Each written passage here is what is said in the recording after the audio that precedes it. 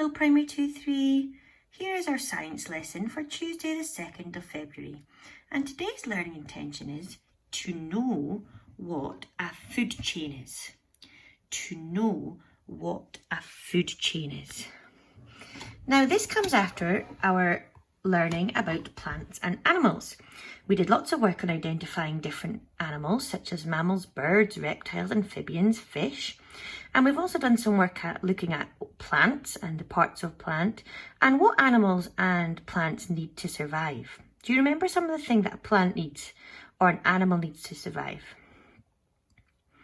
Yep, fab. They need things like air, they need food, they need water, plants need nutrients, and so on and so on.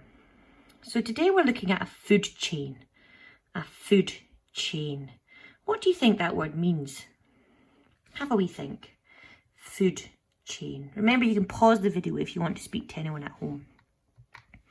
So a food chain shows how animals depend or need on other plants and animals for their food and survival. So animals actually need plants, or animals need other animals for food.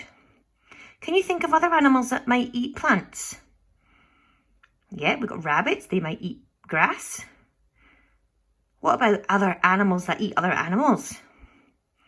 Absolutely, you've got your examples like your tigers or your lions, and they need other animals. So animals actually need plants, or animals need other animals to live. And a food chain tells you all about what the animals actually eat. So for example, let's see, what does a cow eat out of grass, cereal, or mice? What do you think it is? Is it the mice? Is it the cereal? Yeah, I think it's the grass. So a cow eats grass. So does it depend, does it need a plant or does it need an animal? Yep, it eats plants. It eats plants. What does a tiger eat? Does a tiger eat grass, deer, or a shark? So does it depend on a plant or does it depend on an animal? Now tigers probably eat a lot, but I think in this situation it would be the deer. So the tiger actually needs another animal to survive. A tiger eats other animals to survive. A lion, can you think, would it eat fish, insects, grasshoppers, or zebra? I think it might be the zebra. So does the lion eat a plant or does the lion eat an animal? Excellent. The lion eats another animal to survive. And that's sometimes what we call the circle of life. Animals eat other animals, and that's what makes the world go round. What about the shark? Does the shark eat grass, rabbit, or does it eat maybe smaller fish? Do you think it's going to come onto the land and eat grass? No, it might eat smaller fish. So it also depends on other animals to survive. A food chain shows what the animal needs to eat. And it might have, the animal that the larger animal eats might eat something too. So for example, here we've got seeds, a shrew or a mouse, and a fox.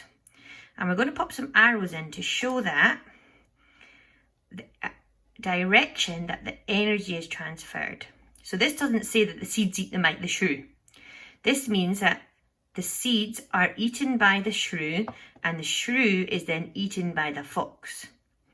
So the seeds give energy to the shrew and then the shrew gives energy to the fox. So it's the way that the energy is getting transferred, how they get their food, how they get their energy. So that's why it starts with the plant and it ends with the animal. So the shrew is eating some plant-based seeds and then the fox is eating the shrew, which has eaten the seeds. So what have we got here? So what's missing from this food chain? So the grass is eaten by the grasshopper. The grasshopper is eaten by the shrew. What do you think is then going to eat the shrew, the owl or the frog? the owl. Well done. So this food chain's got 4 animals, and again, the arrows are showing the way that the energy is passed on. It doesn't say that the grass eats the grasshopper. Can the grass eat the grasshopper? No. It's showing that the grass is eaten by the grasshopper is then eaten by the shrew, and the shrew is then eaten by the owl. So the owl is eating the shrew, which is eating the grasshopper, which is eating the grass. So it's called a food chain because it's linked in a chain with arrows. So what did you find out there about food chains? Do we start with the plant or do we start with the animal? Good, you usually start with the plant, which is eaten by an animal, which can then be eaten by another animal. Well done. So what you're going to find is you're going to find this sheet from your pack or on Teams or via the email you were sent. And you've got a wee clip to watch there from BBC Bite Size. There's a wee picture there just reminding you what you've been taught, that a food chain is showing how the living things get their food and how the nutrients and energy are passed from one creature to the other. So remember, the food chain begins with the plant life and it ends with the animal life. So the arrow means food for or is eaten by. So we've got lettuce is eaten by the snail's eaten by the bird, and the bird's eaten by the bigger bird, by the eagle. Okay. So what you've got to do here, you've got a wee sorting activity here, and you've got the grass, the fox and the rabbit. You've got to pop it in the correct order, remembering that the arrows mean that it is eaten by. And usually they start with the plant. So I wonder what it's starting with here, the grass, the fox or the rabbit. So cutting and sticking into each box to show the food chain. Then you can colour it in and post it on Teams. If you've got any time at the end, you could be drawing some pictures of your own food chains. Stick to maybe just 3 animals. You could think about a plant that is eaten by an animal, and then the animal is eaten by then a bigger animal. Usually the animal gets bigger and bigger and bigger as it goes up the food chain. Okay, so I hope that you have enjoyed this lesson. Remember, we're learning to know what a food chain is, and we are knowing that plants and animals need each other for food.